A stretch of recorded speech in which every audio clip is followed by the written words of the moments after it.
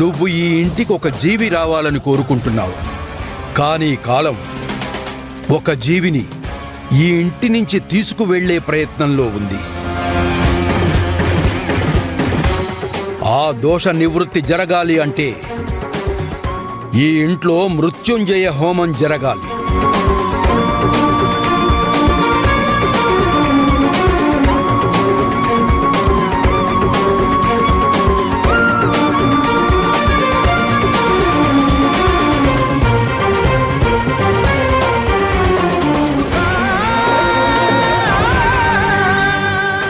ఏం daddy tension పడుతున్నారా? అవునరా, ఇంట్లో అంతా సవ్యంగా ఉందని తెలిస్తే ఇంటి పెద్దగా నేను సంతోషంగా ఉంటాను. కానీ ఇంత పెద్ద సమస్య ఉందని తెలిసాక ఎలా కూల్గా ఉండగలను?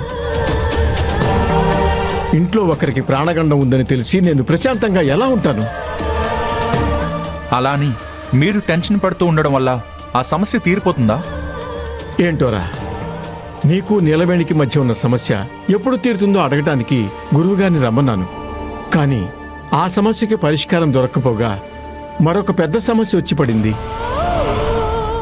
ఇప్పుడు ఆ సమస్య ఎలా తీరుతుందా అని కంగారుగా ఉంది. డాడ్, గురువు గారు చెప్పినంత మాత్రాన అది నిజమైపోతుందేమో అనే భ్రమలో ఉండకండి.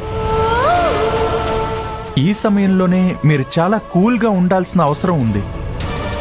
నీలాగా ప్రాక్టికల్గా ఆలోచించే విధానం నాకు తెలియదురా. మన సంతోషానికి దుఃఖానికి ఆ దేవుడే కారణమని నమ్మేవాడిని. మనకి ఏది ఎదురైనా దానికి ఒక కారణం ఉంటుందని సరిపెట్టుకునేవాణ్ణి. ఈ విధి మన జీవితాలకు పెట్టే పరీక్షల్ని దాటుకుంటూ ఎదురీదే ఒక మామూలు మనిషిని.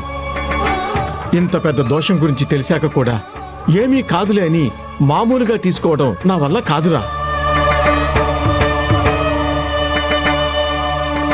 డాడ్, కొన్ని విషయాలు మనం ప్రాక్టికల్గా ఆలోచిస్తేనే ప్రశాంతంగా ఉండగలుగుతాం.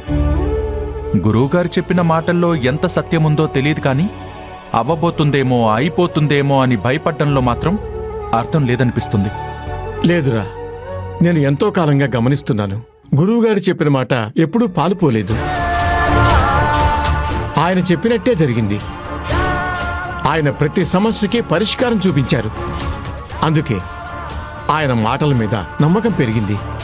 డాడ్, ఆయన ప్రతి సమస్యకి పరిష్కారం చూపించారని మీరే అంటున్నారు కదా.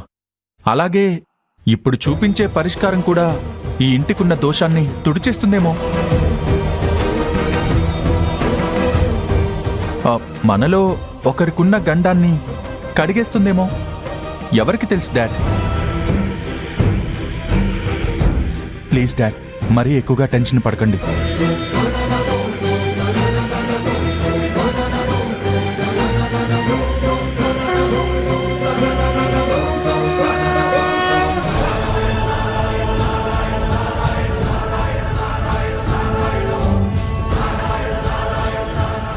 భగవంతుడా, ఈ కుటుంబంలో ఎలాంటి అనర్థం రాకుండా దీవించు తండ్రి.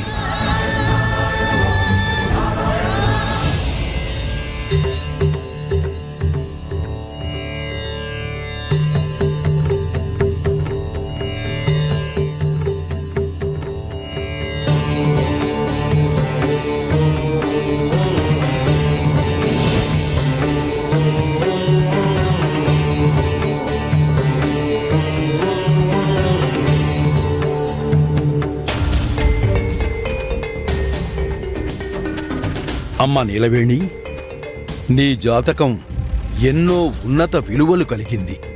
అందుకే ఈ మృత్యుంజయ హోమం జరపడానికి నిన్ను ఎంచుకున్నాను. కానీ ఇక్కడొక చిన్న చిక్కుందమ్మా. ఏంటి గురువుగారు అది? నీ జాతక బలం వల్ల మృత్యుంజయ హోమం సవ్యంగా జరిగి ఎవరి మీదైతే ప్రాణగండం ఉందో ఆ ప్రాణగండం తొలగిపోతే అన్ని సమస్యలు తీరిపోయినట్టే. కానీ ఆ పైవాడు ఎప్పుడు ఎలా ఆలోచిస్తాడో మనకు తెలియదు.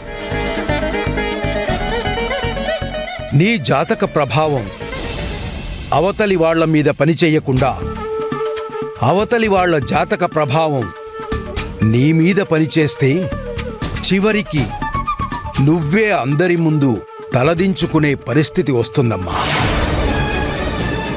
అందరి చేత నిందలు వేయించుకోవాల్సిన దుస్థితి ఏర్పడుతుందమ్మా. ప్రాణగండం ఉన్న వ్యక్తి జాతక ప్రభావం నీ మీద పడితే ఆ దోషం నీ జాతకంలోకొచ్చే అవకాశం ఉంటుందమ్మా.